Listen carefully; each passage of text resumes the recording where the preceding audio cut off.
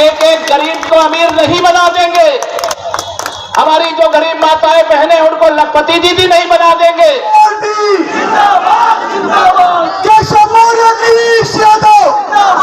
स्वागत है भाई, स्वागत है,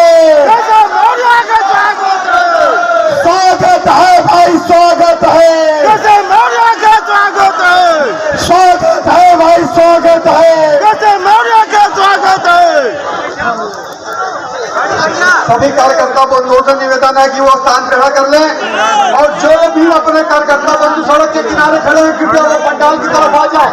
सभी से निवेदन है, हम लोगों के बीच में उत्तर प्रदेश के यशस्वी उप मुख्यमंत्री जिन्होंने प्रदेश अध्यक्ष रहते हुए भारतीय जनता पार्टी और शाहगंज के विधायक श्री रमेश चंद्र मिश्र जी और श्री रमेश चंद्र सिंह जी से मैं निवेदन करूंगा वो बुके देकर और अंग वस्त्र बनाकर आए पर गेट के आदरणीय केशव जी का स्वागत खास करके मेरी महिलाओं से मेरी बिटिया, चाची, अम्मा, छोटी पूरी मुट्ठी बांध ली, पूरी मुट्ठी बांध ली। हाथ ऊपर लो, हाथ ऊपर लो। इधर इधर भाई साहब आवाज जा रही है। जय श्री राम, जय जय सिया राम, जय राम। इतना धीरे से दोनों हाथ उठा करके मेरे साथ जोर से बोलिए, भारत माता की। ये आवाज मुझे लगता है मोदी जी तक पहुंची। बहुत प्रणाम करता हूँ, जय श्री राम करता हूँ। भारतीय जनता पार्टी गठबंधन की ओर से प्रत्याशी के नाते जिनका एक लंबा राजनीतिक अनुभव है, जिनकी सोच बहुत ऊंची है,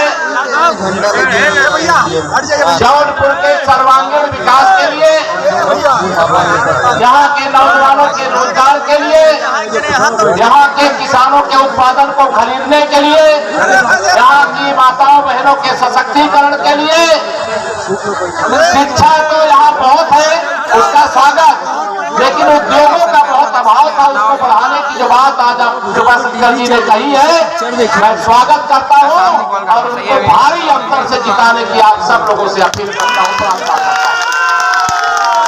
मंच पर मेरे मंत्री परिषद के सहयोगी श्री गिरीश चंद्र यादव जी, मुझे याद है जब विधानसभा का चुनाव था, यही मेरा हेलीकॉप्टर उतरा था, यहीं पर सभा थी, याद है आप लोगों की नहीं याद? और मैं उसमें आया था, मुझे ऐसा लगता है यहाँ मेरा आना शुभ हो जाता। जब मैं यहाँ आता हूँ कमल का फूल नहीं जाता।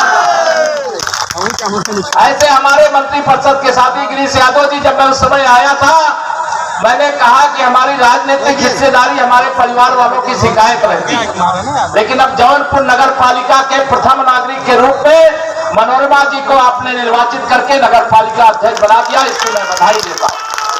और ध्यान रखना, भविष्य में भी जो आपका हक है वो मिलेगा, ये भी ध्यान रखना, मैं आपको विश्वास दिलाता हूँ।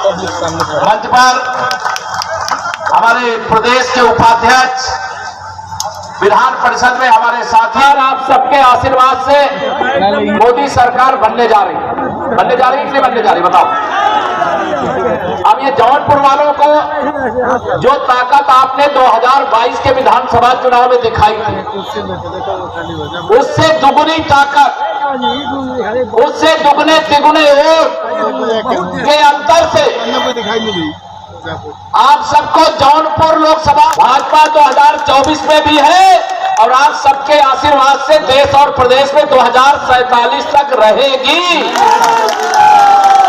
जब तक एक एक गरीब को अमीर नहीं बना देंगे, हमारी जो गरीब माताएं बहनें उनको लखपति दीदी नहीं बना देंगे, हमारे जो नौजवान हैं उनके लिए रोजगार के अवसर नहीं उपलब्ध करा देंगे, जब तक जो बेघर, अभी भी 1 लाख से लगभग अधिक घर हमने जौनपुर जिले में दिया है, लेकिन मोदी जी ने कहा है अभी भी मेरे बहुत सारे गरीब ऐसे हैं जिनको प्रधानमंत्री आवास की आवश्यकता है कि नहीं है बताओ। मोदी जी ने कहा है आप सबके आशीर्वाद से 4 जून को 4 बजे 400 पार होने के बाद, तीसरी बार मोदी सरकार बनने के बाद 3 करोड़ और घर बनाने की शुरुआत की जाएगी। और ये भी बहुआ मेरे पास ही है, कोई चिंता मत करना, जितना घर चाहिए उतना घर दिया जाए। और यहाँ बहुत बड़ी संख्या में हमारे ऐसे भी परिवार के सदस्य बैठे होंगे। मोदी जी चूंकि गरीब माँ बाप के बेटे हैं, उनके पिताजी चाय बेचते थे, उनकी माताजी दूसरों के घर में झाड़ू पोछा करती थी। जब कोई गरीब देश का प्रधानमंत्री बन जाए तो बहुत सारे लोगों को बर्दाश्त नहीं होता, गरीब को हटाने के लिए लग गए, वो पिछड़े वर्ग से आते उनको हटाने के लिए लग गए। आप बताओ, आप मोदी जी को प्रधानमंत्री की कुर्सी से हटाने दोगे क्या? दोनों हाथ में बताओ, हटाने दोगे क्या? मैं आप लोगों से यही यहाँ कहने आया हूं, जब गरीब माँ बाप का बेटा देश का प्रधानमंत्री बना, तब गरीबों को प्रधानमंत्री आवास मिलना शुरू हुआ। तब जिन गरीबों के घर में अंधेरा था, मोदी जी ने प्रधानमंत्री आवास की बिजली देख करके तो अधिकारियों को बुलाया कि मेरे गरीब के घर में अंधेरा है और प्रधानमंत्री आवास में उजाला है, ये सुनिश्चित करो देश का कोई गरीब ऐसा नहीं होना चाहिए जिसके घर में बिजली की रोशनी ना पहुंचे। बताओ, हर घर रोशनी पहुंची कि नहीं पहुंची? बताओ, पहुंची कि नहीं पहुंची? मोदी जी ने कहा मेरे प्रधानमंत्री आवास पे गैस के चूल्हे पर भोजन बनता। मेरी बहुत सारी गरीब माताएं बहनें ऐसी हैं जिनको लकड़ी और कंडे को जला करके भोजन बनाना पड़ता। बताइए, प्रधानमंत्री उज्ज्वला योजना से गैस का कनेक्शन गरीब परिवारों में उज्ज्वला योजना का मिला कि नहीं मिला? बताओ, मिला कि नहीं मिला? हम भी गरीब परिवार से निकल करके आए। बहुत सारे लोग बीमार हो जाते थे, लाखों रुपए इलाज के लिए खर्चा होगा इस डर से इलाज नहीं कराते थे और बीमारी पाले पाले मर जाते थे। लेकिन मोदी जी ने कहा अब गरीब माँ बाप का बेटवा देश का प्रधानमंत्री है, अब कोई गरीब इसकी चिंता ना करे, 5 लाख रुपया तक के इलाज की सुविधा प्रधानमंत्री आयुष्मान कार्ड से मोदी जी ने देने का काम शुरू किया। अब ये विरोधियों को कैसे अच्छा लगेगा? इस देश के अंदर 80 करोड़ ऐसे लोग हैं जिनको 3 साल से ज्यादा समय हो गया प्रधानमंत्री गरीब कल्याण अन्न योजना का राशन वितरण हो रहा है कि नहीं हो रहा है? अब ये सारे जो विरोधी हैं, इनको सबको ये अच्छा नहीं लगेगा। अगर कोई बिना खाए मर जाए तो कहे मोदी जी की सरकार में भूख से मर गए, और अगर मोदी जी गरीबों का पेट भरे तो कह रहे 80 करोड़ लोगों को राशन देने की क्या आवश्यकता है? वो मोदी जी हैं, वो गरीबी का दर्द जानते हैं और उस दर्द को जानने के कारण ही ये सारी व्यवस्था कर रहे हैं। और मोदी जी ने कहा है, मैं आपको बता दूं, ये 4 जून के बाद भी 5 साल तक राशन जो मिल रहा है ना, ऐसे मिलता रहेगा। प्रधान नहीं कह रहे हैं, ना नरेंद्र मोदी जी कह रहे हैं, ये श्री राहुल गांधी जी के पिता श्री राजीव गांधी जी ने संसद में खड़े होकर के कहा था कि हम दिल्ली से 1 रुपया भेजते, चाहे लखनऊ से 1 रुपया भेजते हैं, जिसके पास भेजते वहां 15 पैसा पहुंचता है। लेकिन मोदी जी को आपने प्रधानमंत्री बनाया, 52 करोड़ देश में खाते खोले और दिल्ली से 34 लाख करोड़ रुपया भेजे, पूरा 34 लाख करोड़ लोगों के खाते में पहुंचा। ये ईमानदार माँ बाप का बेटा है, इसलिए ये पहुंचा। अब ये विरोधियों को ये लग रहा है कि अगर मोदी जी गरीबों का हित करेंगे तो गुंडों का क्या होगा, अपराधियों का क्या होगा, माफियाओं का क्या होगा? आप विश्वास रखना, उनकी अच्छे से दवाई होगी, अच्छे से ठुकाई होगी। चिंता मत करना,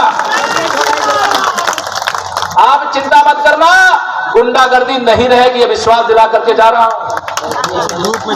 हमारा देश, हमारा प्रदेश आप तो जाके सही रास्ते पर चला है। और ये सारे विरोधी गिरोह के लोग मिलकर के सोचते हैं मोदी जी को प्रधानमंत्री की कुर्सी से हटा देंगे। आप बताओ, आप सब अगर मोदी जी को पीएम बनाना चाहोगे तो वो हटा पाएंगे क्या? दोनों हाथ उठा तो हटा पाएंगे क्या? उनकी औकात ही नहीं है। इसलिए मैं दावे से कहता हूं कि उत्तर प्रदेश की 80 की 80 लोकसभा सीटें भारतीय जनता पार्टी गठबंधन जीत रहा है। और जौनपुर से हमारे आदरणीय कृपा शंकर सिंह जी, दोनों हाथ उठा के आशीर्वाद दे सब लोग। ये आशीर्वाद केवल कृपा शंकर जी और केशव प्रसाद मौर्य को नहीं है, ये आपका आशीर्वाद माननीय नरेंद्र मोदी जी को है। आप कमल का बटन दबाओगे, कृपा शंकर सिंह जी को सांसद बनाओगे, तभी मोदी जी प्रधानमंत्री बनेंगे। उत्तर प्रदेश में ये सैफई खानदान वाले बड़े परेशान हैं। कल मध्य प्रदेश में भाजपा की सरकार बनी, वहां डॉक्टर मोहन सिंह यादव को मुख्यमंत्री बना दिया। ये भारतीय जनता पार्टी है। यहाँ कोई साधारण सा कार्यकर्ता बड़े से बड़े जिम्मेदारी को निर्वाह कर सकता है। सत्ता में रहते इनको हटाते क्या कोई? जब सत्ता में तो कुछ याद नहीं था, सत्ता से बाहर हो गए तो सब कुछ याद आ गया, और सत्ता में आते ही फिर से भूल जाएंगे। इनका फार्मूला क्या है? इसी उत्तर प्रदेश के अंदर मुख्यमंत्री